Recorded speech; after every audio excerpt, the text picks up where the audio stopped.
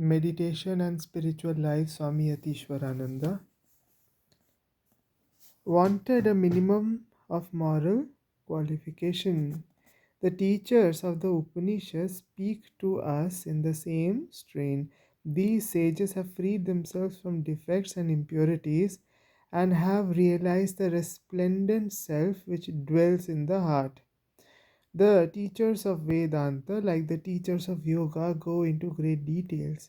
They want us to have good bodies, strong, healthy senses, and a pure and concentrated mind. Without these, one can never succeed in following the spiritual path and achieve something substantial in the world of the spirit.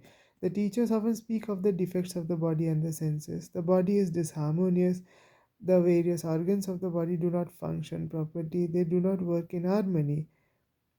There are also the defects of the senses which have a tendency to rush towards their objects and to come in touch with them. Again, there are diseases of the mind: desire, doubt, indecision, dullness, lack of concentration. These taint the mind. There are other defects of the mind too: wrong understanding, too much vanity, seeing and understanding things in the wrong light. Now, all these defects are to be removed. So, here also, like the teachers of yoga, the teachers of Vedanta declare, try to have a certain minimum of moral and spiritual qualification. Learn to discriminate. Discriminate between what is real and what is not real, what is selfish and what is selfless. So discriminate and vichara and understand how to walk the path where my mind becomes purer. Think clearly. Learn to find out what is real and what is unreal, what is changing and what is permanent, what lasts just for a few days and what stays on. Practice as much as you can the control of the senses and the mind. So all these will actually lead to um, a slow but conscious transformation of uh, staying fixed on me and mine to a state of selflessness, an expansion of the self. So when me and mine starts to reduce, my desires, my attachment, and my hatred, my aversion also starts to reduce, and hence my uh, pleasure and pain, I get away from it, and selflessness increases, and calmness and equilibrium, samatva, comes in slowly. When it matures and reaches the highest state, Gita calls it sthita pragya. But the process is simple: do vichara, do discrimination, practice all these yama niyama, that is, practice as much as you can the control of senses, the mind. Learn to withdraw yourself from things you do not want to come in touch with. Have great perseverance and deep faith, discipline. Develop faith in your true self, faith in God, faith in the teachings you are following. Now, this faith can happen when we think about it, when we take small steps, which gives us free fearlessness actually. If we have faith in my true self, then we realize that these worldly needs and desires for which we are running uh, makes no sense. And if God wishes, if the grace comes, in a moment we can leave everything and walk another path.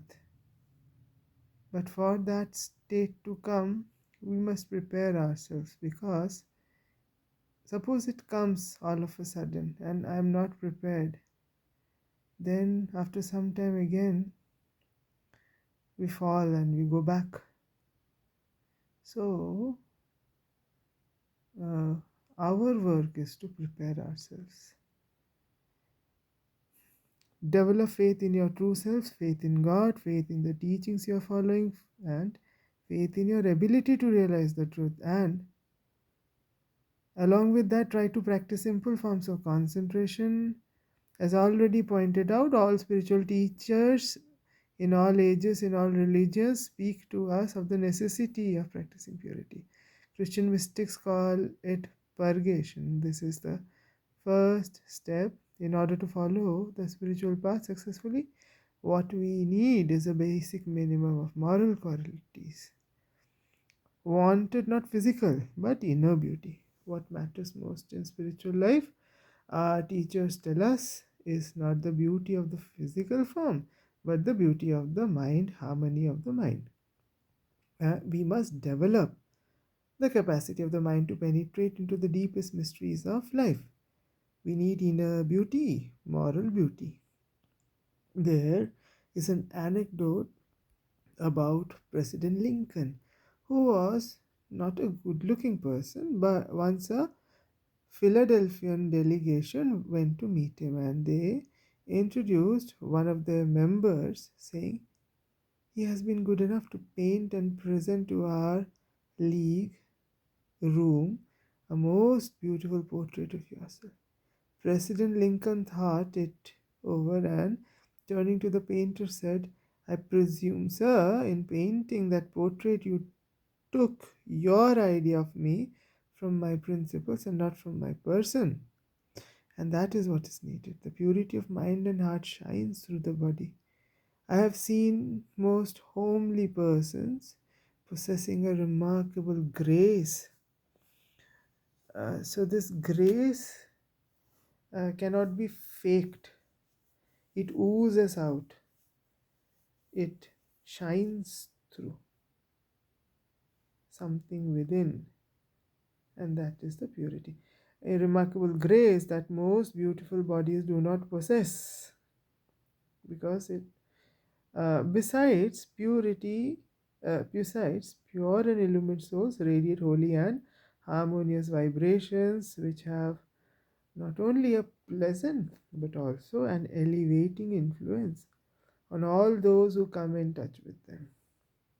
As I have mentioned already, our spiritual teachers are very much concerned about making us properly qualified to follow the higher spiritual life, for without it we cannot walk on the razor's edge.